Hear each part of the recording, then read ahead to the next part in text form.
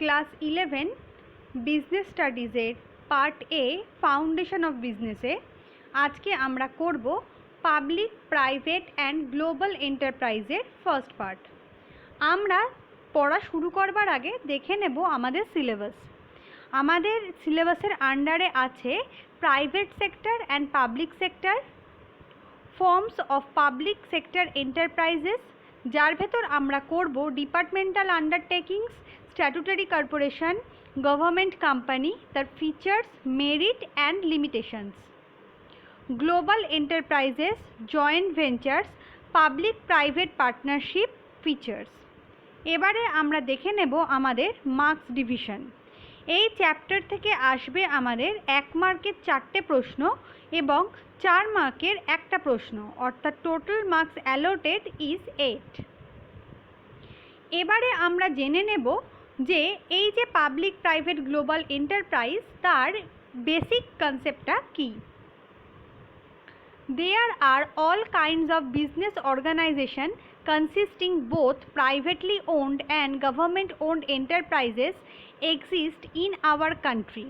For this, the Indian economy is known as mixed economy. আমাদের দেশে আমরা জানি যে বিভিন্ন রকম যে এন্টারপ্রাইজেসগুলোকে রয়েছে তার মধ্যে আমাদের প্রাইভেটলি ওন্ড এবং গভর্নমেন্ট ওন্ড দুরকম এন্টারপ্রাইজই রয়েছে। যেহেতু দুরকম এন্টারপ্রাইজই রয়েছে সেই জন্যই আমরা তাকে বলে থাকি বা আমাদের দেশের অর্থনীতিকে মিশ্র অর্থনীতি বলে থাকি। Private sector consists of business owned by the individual or a group of individuals. The various forms of the organizations are sole proprietorship, partnership, Hindu undivided family, cooperative and company. অর্থাৎ প্রাইভেট সেক্টর বলতে আমরা বুঝি সেই সমস্ত business এন্টারপ্রাইজগুলোকে যেগুলো আমাদের individual বা group of ইন্ডিভিজুয়ালসের দ্বারা ম্যানেজড হয়ে থাকে। তার মধ্যে যেমন সোল প্রোপ্রাইটারশিপ, পার্টনারশিপ বিজনেস আছে, ঠিক তেমনই হিন্দু আনডিভাইডেড ফ্যামিলি, কোঅপারেটিভ এবং কোম্পানিজও রয়েছে। The public sector consists of various organizations owned and managed by the government. These organizations may either be partly or wholly owned by the central or state government. অর্থাৎ public sector enterprise বলতে আমরা বুঝি সেই সমস্ত এন্টারপ্রাইজগুলোকে যেগুলো আমাদের owned এবং managed হয়ে থাকে by both central or state government. হতে পারে সেটা ফুললি হোললি ওন্ড, হতে পারে সেটা partly owned. In 1991 industrial policy, the government was deliberating disinvestment of public sector and allowing the greater freedom to the private sector. Foreign direct investment was also invited from outside India. 1991 যখন industrial policy হয়েছিল তখন আমাদের সরকার deliberately কিছু disinvestment করে দিয়েছিল public সেক্টরগুলোকে, যাতে private sector তার ফ্রিডমটা বাড়াতে পারে এবং এই সময় ফরেন ডিরেক্ট ইনভেস্টমেন্টকে তারা আমন্ত্রণ জানিয়েছিল, কারণ ফরেন ডিরেক্ট ইনভেস্টমেন্ট বলতে আমরা ইনভেস্টমেন্ট ফ্রম আউটসাইড ইন্ডিয়ায় কিন্তু বুঝে থাকি। Thus, multinational corporations or global enterprises which operate in more than one country gained entry into Indian economy. তাই এই যে আমাদের এখানে ডিসইনভেস্টমেন্ট হলো এবং যার মাধ্যমে এফডিআইকে ইনভাইট করা হলো, তার মাধ্যমেই মাল্টিন্যাশনাল কর্পোরেশন বা গ্লোবাল এন্টারপ্রাইজেস অর্থাৎ যে সমস্ত এন্টারপ্রাইজেসগুলো একটার বেশি দেশে ছড়িয়ে রয়েছে তারা কিন্তু ভারতবর্ষে আসার সুযোগ পেল। Thus, we have public sector enterprise, private sector enterprise and global enterprise coexisting in the Indian economy. এর ফলে আমাদের পাবলিক সেক্টর, প্রাইভেট সেক্টর এবং গ্লোবাল সেক্টর এন্টারপ্রাইজের একসাথে আমাদের ইকোনমিতে থাকা সম্ভব হলো। এবারে আমরা জেনে নেব আমাদের প্রাইভেট সেক্টর এন্টারপ্রাইজ বলতে আমরা কি বুঝে থাকি। Private sector is the part of the economy which is owned by the individuals or group of individuals, usually with an objective to earn the profit and is not state controlled. অর্থাৎ কি ব্যক্তিগত মালিকানা বা উদ্যোগে যে সমস্ত শিল্প বা কারবার প্রতিষ্ঠিত, পরিচালিত এবং নিয়ন্ত্রিত হয় তাদের আমরা সামগ্রিকভাবে বেসরকারি ক্ষেত্র বলে থাকি। অর্থাৎ এই বেসরকারি ক্ষেত্রগুলোর ওপর কিন্তু আমাদের স্টেট গভর্নমেন্টের কোনো হাত থাকে না। এক্ষেত্রে দেখো, এক্ষেত্রে তাদের মেন মোটো কি থাকে? এক্ষেত্রে তাদের মেন মোটো থাকে প্রফিট আর্ন করা। Private sector consists of various forms of organization, namely sole proprietorship, partnership, Hindu undivided family, cooperative and company. এটা কিন্তু আমরা আগেই জেনেছি যে প্রাইভেট সেক্টর বলতে আমরা কাদেরকে বুঝে থাকি। এবার আমরা চলে যাব আমাদের ফিচার্সে। আমাদের ফিচার্সগুলো দেখে নিই। ফার্স্ট ওয়ান হচ্ছে ওনারশিপ বা মালিকানা। এই জাতীয় কারবার কিন্তু বেসরকারি মালিকানায় গড়ে ওঠে। নেচার বা প্রকৃতি, এই সমস্ত কারবার বিভিন্ন প্রকার হয়ে থাকে, যেমন এক মালিকি, অংশীদারি, সমবায় সমিতি, হিন্দু যৌথ পারিবারিক ব্যবসা ইত্যাদি। নেক্সট হচ্ছে মূলধন। এই জাতীয় প্রতিষ্ঠান মূলত মূলধন কারবারের মালিক সরবরাহ করে থাকেন। যদি এক্ষেত্রে প্রয়োজন হয়, মালিক নিজস্ব উদ্যোগে অর্থ সরবরাহকারী প্রতিষ্ঠানের কাছ থেকে কিন্তু ঋণও নিতে পারে। নেক্সট হচ্ছে সাইজ, অর্থাৎ এই সমস্ত কারবারের আয়তন সাধারণত ক্ষুদ্র ও মাঝারি মাপের হয়। নেক্সট হচ্ছে ম্যানেজমেন্ট বা ব্যবস্থাপনা। এর পরিচালনার দায়িত্ব মালিক বা মালিক কর্তৃক নিযুক্ত পরিচালক মণ্ডলীর হাতে থাকে। প্রফিট আর্নিং, বেসরকারি ক্ষেত্রে মুনাফা অর্জনই হচ্ছে মেন মোটো, কারবারের সামাজিক দায়িত্ব এখানে বেশি গুরুত্ব পায় না। নেক্সট হচ্ছে ফ্রিডম। এই সমস্ত জাতীয় কারবারের ক্ষেত্রে মালিকেরা চূড়ান্ত স্বাধীনতা ভোগ করে থাকে, কারণ মালিকের খুশির ওপর কারবার পরিচালিত হয়। And the last one is liability বা দায় দায়িত্ব।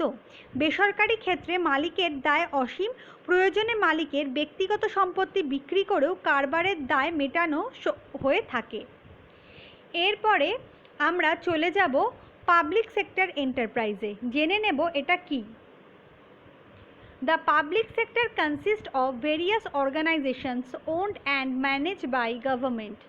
These organizations may either be partly or wholly owned by the central or state government. অর্থাৎ মালিকানার ভিত্তিতে আমরা যখন কোনো কারবারকে সরকারি এবং বেসরকারি এই দুটো ভাগে ভাগ করি, তখন সেক্ষেত্রে সরকারি মালিকানা বলতে আমরা বুঝি সেই সমস্ত অর্গানাইজেশনসগুলোকে যেগুলো পুরোপুরিভাবে বা কিছুটা হলেও সেন্ট্রাল বা স্টেট গভর্নমেন্ট দ্বারা ম্যানেজড এবং কন্ট্রোলড হয়ে থাকে। The government through these enterprises participates in the economic activity of the country. Public sector consists of the various form of organization, namely departmental undertaking, board management, statutory corporation and government company. এই যে সরকার থাকে তারা এই সমস্ত এন্টারপ্রাইজেসের ভেতর দিয়ে আমাদের ইকোনমিতে কিন্তু সাহায্য করে থাকে।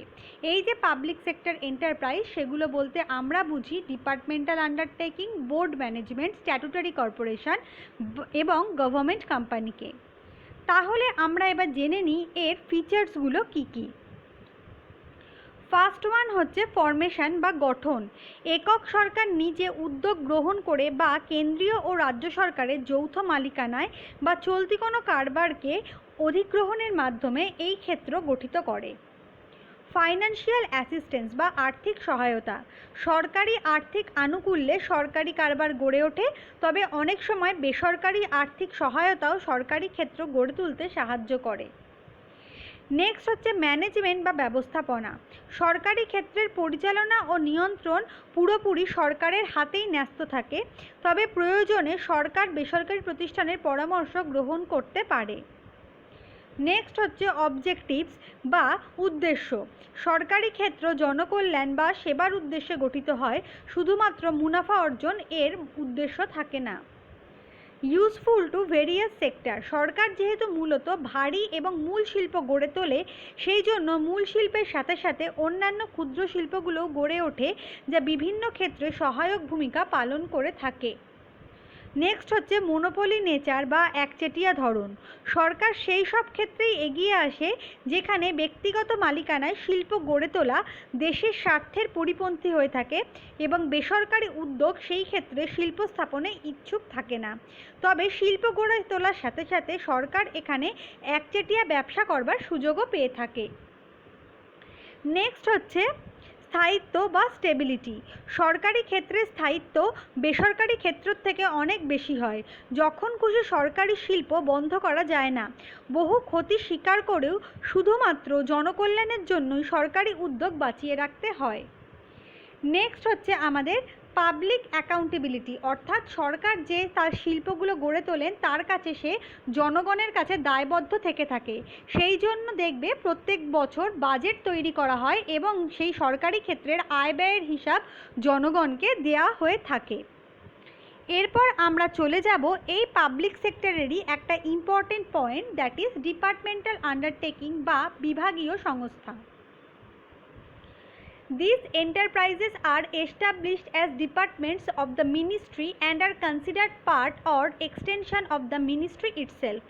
Example: railway, post and telegraph, Doordarshan, defense undertaking, etc.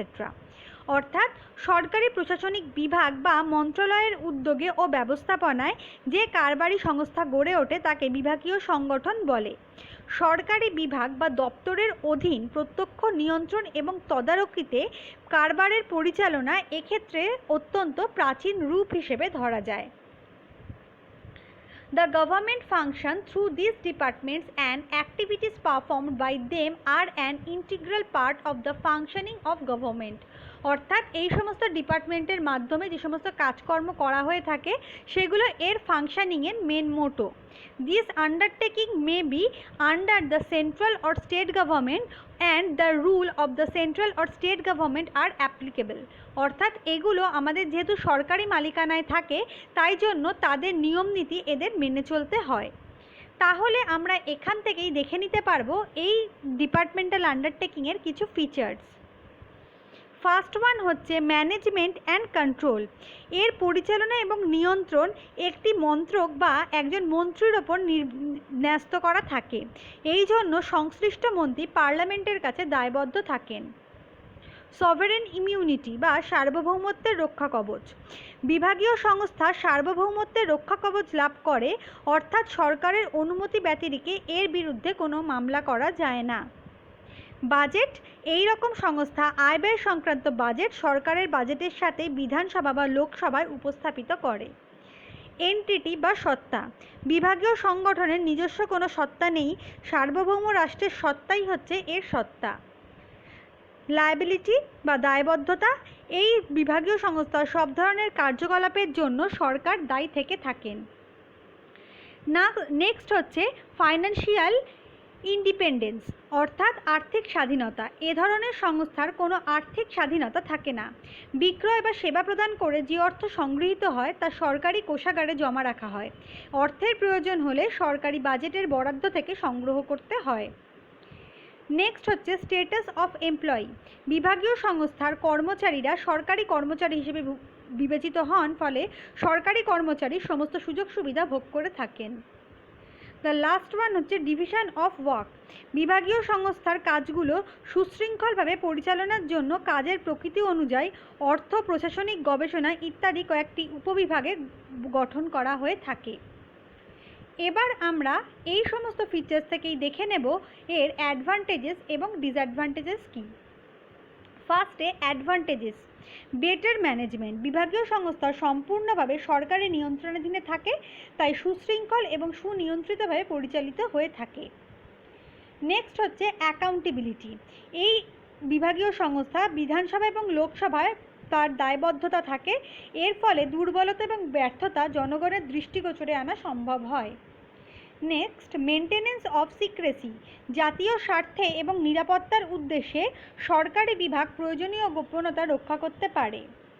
Next হচ্ছে জব সিকিউরিটি। অন্যান্য সরকারি চাকরির মতো বিভাগীয় সংগঠনের কর্মীদেরও চাকরির নিরাপত্তা থাকে।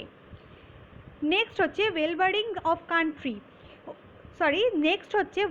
অফ দ্য কান্ট্রি, অর্থাৎ দেশের কল্যাণ সাধন। জনস্বার্থের প্রতি নজর রেখে দেশের সার্বিক কল্যাণ সাধন করাই হচ্ছে এর উদ্দেশ্য। নেক্সট হচ্ছে ফুলফিলমেন্ট অফ ইকোনমিক অবজেক্টিভ। সরকারি ক্ষেত্রের অন্যতম লক্ষ্য হলো অর্থনৈতিক উন্নতি সাধন। বিভাগীয় সংগঠন দেশের ক্ষেত্রে অর্থনৈতিক লক্ষ্য পূরণই সরকারকে প্রত্যক্ষভাবে সাহায্য করে। নেক্সট হচ্ছে আমাদের পাবলিক সার্ভিস বা জনসেবা। বিভাগীয় সংগঠন গড়ে ওঠে জনসাধারণের সেবার উদ্দেশ্যে। দেশের সংকটকালীন অবস্থায় খাদ্যদ্রব্য এবং নিত্য প্রয়োজনীয় দ্রব্যের সুষ্ঠু বন্টনের জন্য এই সংগঠন গড়ে তোলা সম্ভব হয়। এবার আমরা চলে যাব ডিসঅ্যাডভান্টেজেসে। সেগুলো কি কি?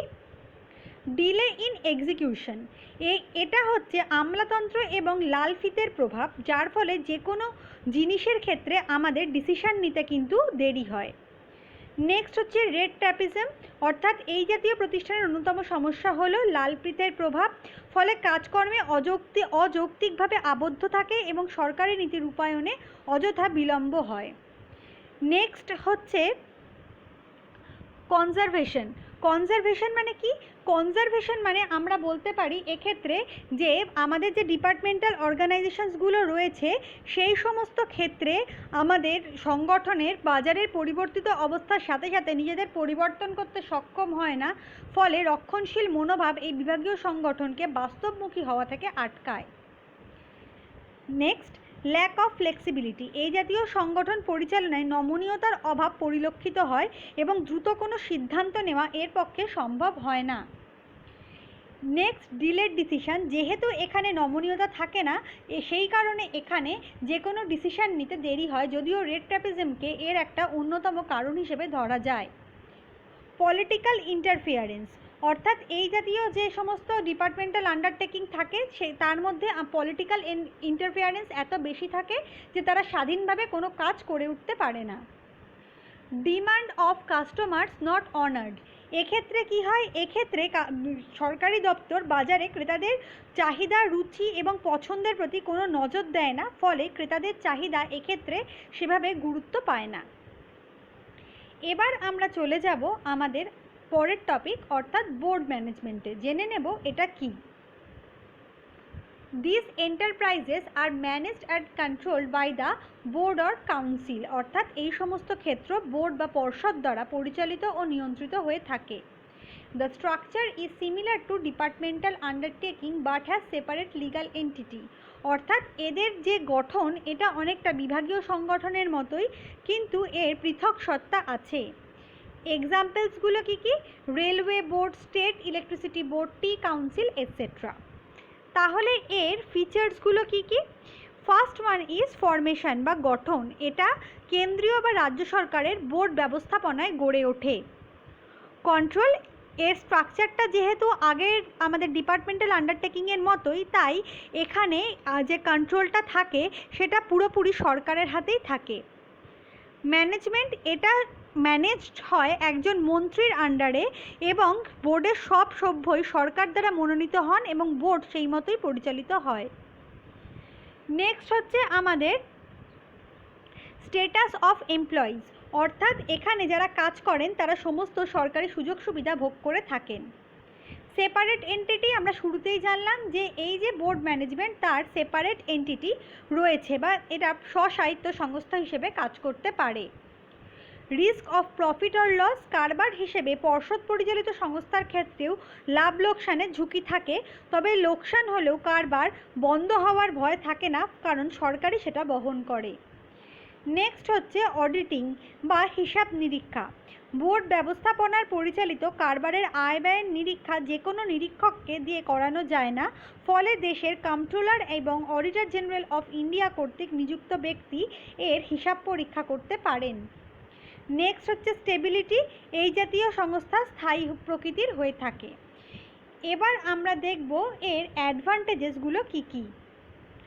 সেফগার্ডিং অফ ন্যাশনাল ইন্টারেস্ট, অর্থাৎ বোর্ডের ওপর সরকারি নিয়ন্ত্রণ থাকে, ফলে জাতীয় স্বার্থ রক্ষা করা এবং দেশের উন্নতি সাধন করা সম্ভব হয়।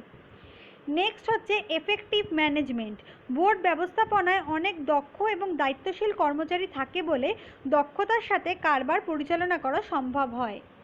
গোপনীয়তা রক্ষা বা মেনটেনেন্স অফ সিক্রেসি, নির্দিষ্ট কিছু দায়িত্বশীল ব্যক্তির দ্বারা বোর্ড ব্যবস্থাপনা পরিচালিত হওয়ার দরুন কাজকর্মের গোপনীয়তা রক্ষা করা সম্ভব হয়।